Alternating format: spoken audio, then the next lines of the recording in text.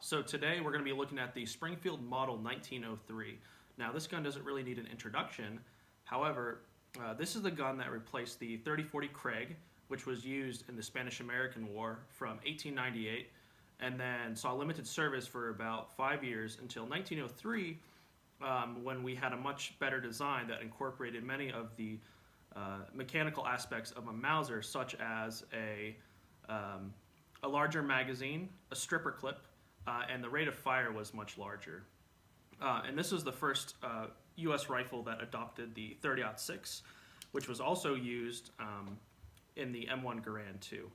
And so the service life of the 1903 was from World War I up until World War II, in some cases after World War II.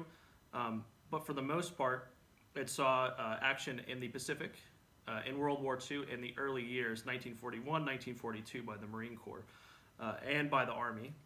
But and then until they could get replaced by M1 Garands. And World War I, this was actually not the main firearm used by U.S. Armed Forces. That was the P-17, which was, currently the United States was making P-17s that were chambered for 303s because they were being sent to Britain. But with all the factories already set up and the machinery already set up for Enfield pattern 17s, there was no point in switching all that over. So that's when they continued to make the pattern 17 and then started gradually switching to the 1903.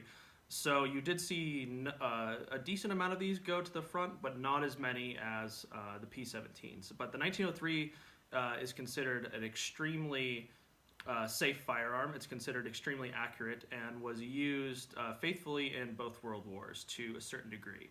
And today it's also used by collectors and sportsmen.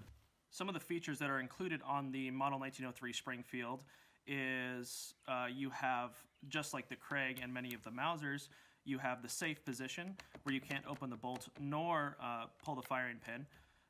And then you have the middle position, which is where you can move the bolts, but you cannot move the firing pin.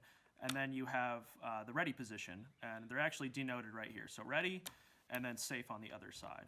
And then the 1903 was also the last rifle where you saw a magazine cutoff.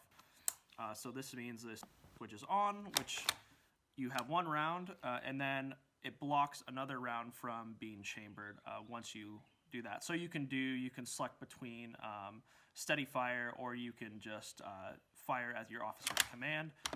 This was ultimately to save ammunition. This was a feature that was not included on the M1 Garand because it couldn't. Also, this was really the last war where that was a necessity, or where it made sense from a strategic and tactical perspective.